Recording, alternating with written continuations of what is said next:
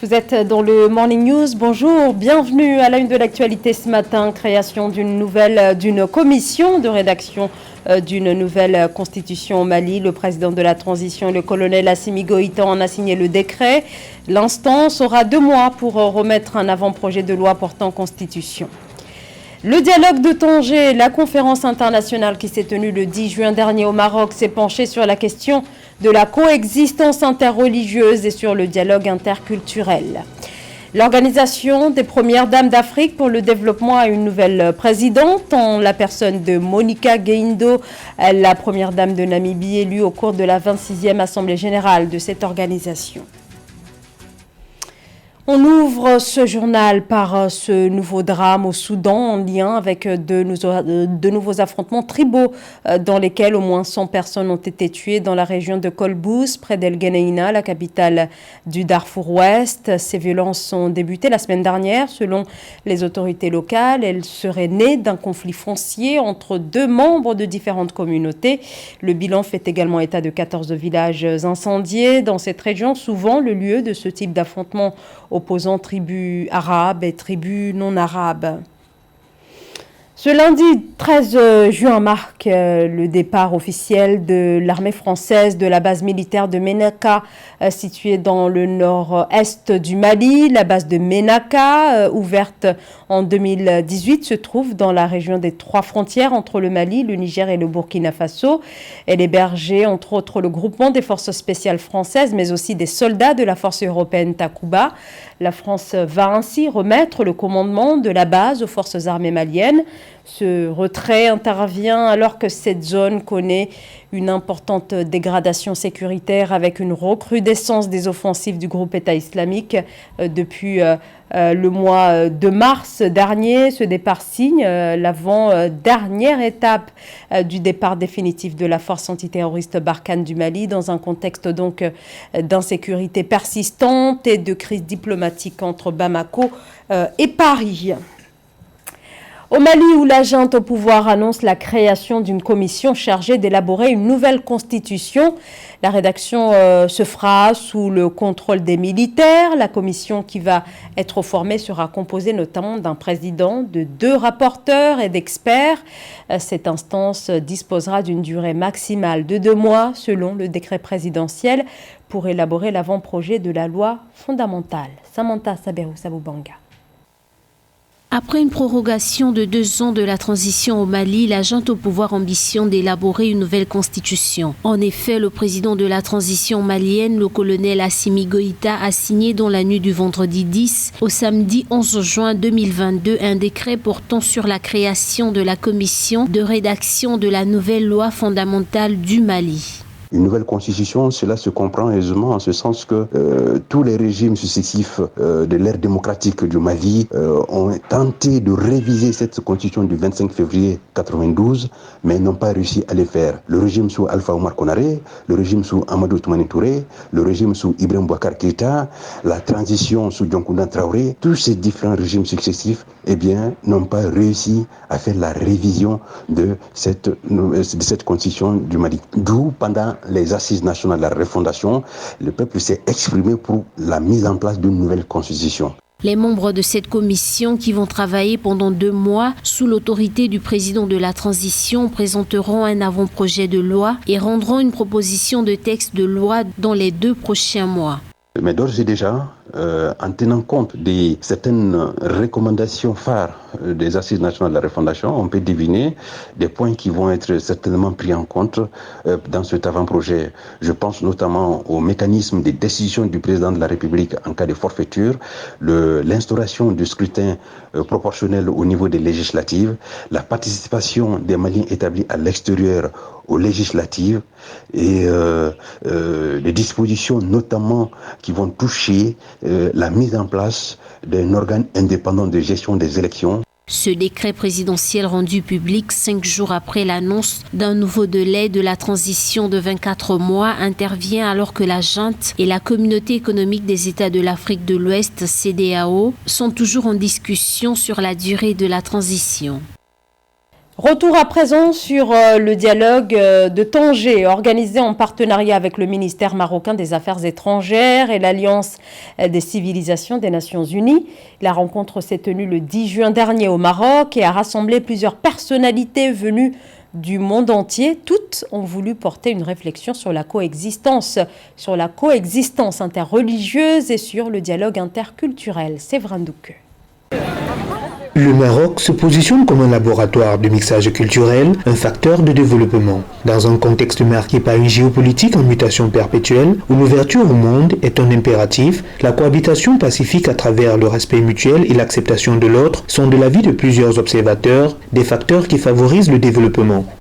L'alliance est nécessaire, aujourd'hui plus que jamais, à un moment si particulier de l'histoire où les certitudes bougent, où la géopolitique se réécrit, et où les causes à l'origine même de la création de l'Alliance des civilisations connaissent une résurgence sans précédent.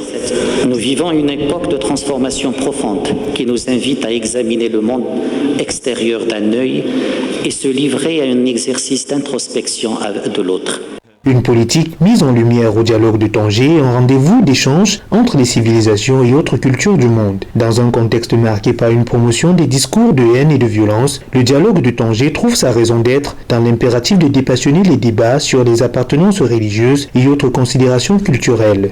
Nous devons partir ensemble à la reconquête de la raison et des valeurs qui fondent la légitimité d'un espace de convivialité où les mots dignité, justice et liberté auront à s'exprimer de la même façon et à se conjuguer avec les mêmes exigences, quelles que soient nos origines, nos cultures et nos spiritualités. Au terme du dialogue de Tanger qui s'est tenu le 10 juin 2022, sur le thème Vers une nouvelle lumière partagée, le Maroc a décidé d'abriter la 9e Alliance des civilisations des Nations Unies cette année. Monica Gaindo prend la tête de l'organisation des Premières Dames d'Afrique pour le développement. La Première Dame de Namibie a été élue au cours de la 26e Assemblée générale de cette organisation, tenue du 9 au 10 juin dernier à Brazzaville au Congo. Son mandat est de 2 ans, avec en face plusieurs chantiers prioritaires. On fait le point dans ce reportage de Deva Panzou. Monica Diengos va présider l'organisation des Premières Dames d'Afrique pour le développement pendant les 2 prochaines années. C'est au terme de 2 jours de travaux de la 26e Assemblée générale extraordinaire qui a eu lieu du 9 au 10 juin 2022 au Centre international de conférence de Kintélé que la Première Dame, bien que absente, a été désignée par ses consoeurs.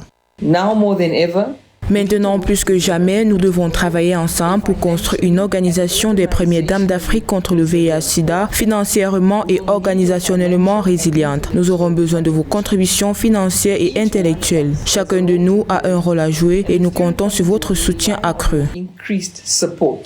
La Première Dame de la Namibie a ainsi succédé à la Congolaise Antoinette Sassou Nguesso, qui a présidé les destinées de cette organisation durant les 2 dernières années. La Première Dame de la République démocratique du Congo, Denis Tshisekedi, occupe la vice-présidence. L'année 2022 constitue la 20e année d'existence de l'Organisation des Premières Dames d'Afrique pour le développement, qui a voulu la célébrer sous le thème « 20 ans au service des plus vulnérables d'Afrique ». Par ailleurs, j'exhorte toutes mes sœurs, malgré le contexte difficile que nous traversons, à honorer leurs engagements relatifs à la consolidation des finances de notre organisation, pour que la nouvelle présidente, avec notre concours à toutes, puisse entamer la matérialisation de l'événement de récolte des ressources financières, à savoir la tenue du gala de charité dans un pays africain. En 2002, les Premières Dames d'Afrique se sont réunies pour former l'Organisation des Premières Dames d'Afrique contre le VIH-Sida, avec l'objectif d'être une voix unie pour les citoyens africains les plus vulnérables, à savoir les femmes et les enfants vivant avec et affectés par le VIH et le Sida. Au fil des ans, l'organisation a évolué pour devenir une institution capable d'offrir un leadership à l'échelle du continent en termes de plaidoyer dans les domaines du VIH et d'un large éventail d'interventions en matière de santé maternelle et infantile. À quelques jours de la fête nationale des Seychelles, le 29 juin prochain, nous avons décidé de nous arrêter un instant sur la situation économique et politique de cet archipel de l'océan Indien, un pays qui, sur le plan du fléau de la corruption qui gangrène le reste du continent, eh bien, les Seychelles sont perçues comme l'État le moins corrompu à l'échelle continentale, d'après le classement de l'ONG Transparency International. Nathalie Mauve. Pour la 4e année consécutive, les Seychelles ont l'indice de perception de la corruption le moins élevé du continent africain en 2022. Des observateurs mettent cette performance à l'actif de la commission anticorruption créée en 2017. Cette instance a multiplié les procédures judiciaires contre des personnalités publiques accusées de corruption. L'affaire du détournement de 50 millions de dollars, dans laquelle l'ancienne première dame des Seychelles, Sarah Renée, est impliquée, est l'une de celles qui défraie la chronique dans le pays. Une nouvelle institution, il y a une nouvelle loi.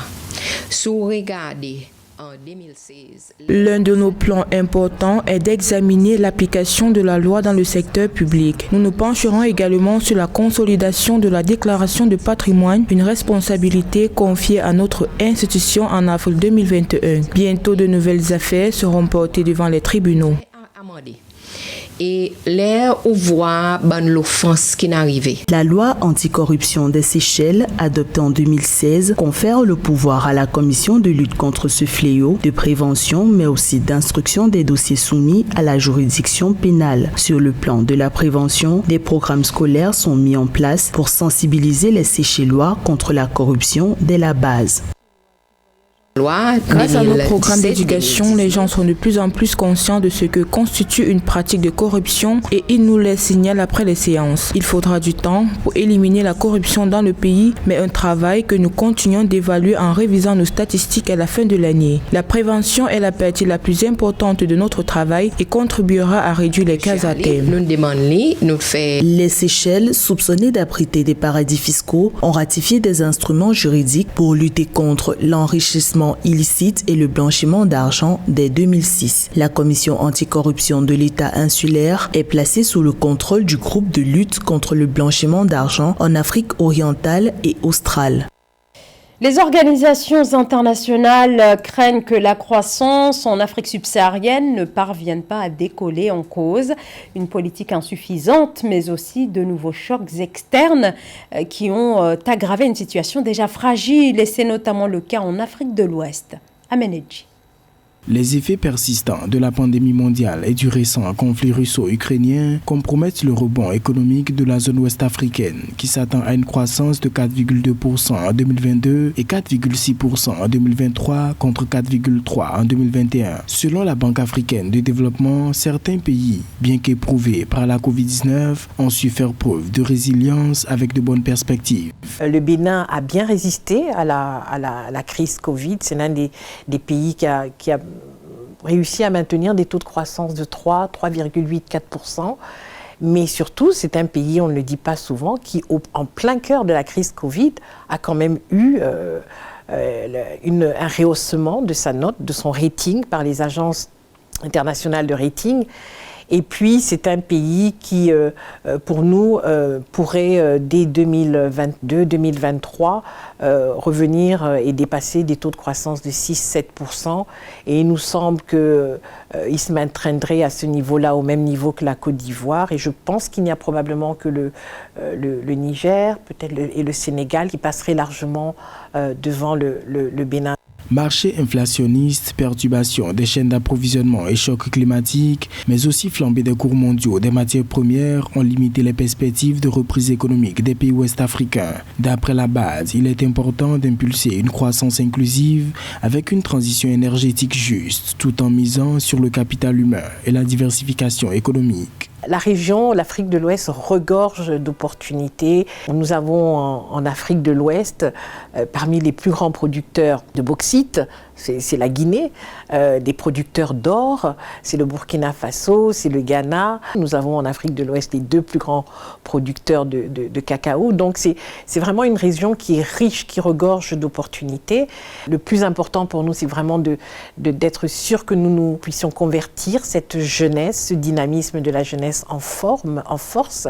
Au-delà de la pandémie et des tensions géopolitiques existantes en Afrique de l'Ouest, pour réaliser les objectifs du développement durable, les dirigeants de cette zone devraient envisager une croissance solide, inclusive et durable. Cela part des mesures résolues visant, entre autres, à mieux faire valoir le secteur privé ainsi qu'à mettre un terme aux contraintes de changement climatique. C'est la fin de ce journal. Merci de votre fidélité. Dans un instant, une nouvelle édition de l'actualité sur Africa 24.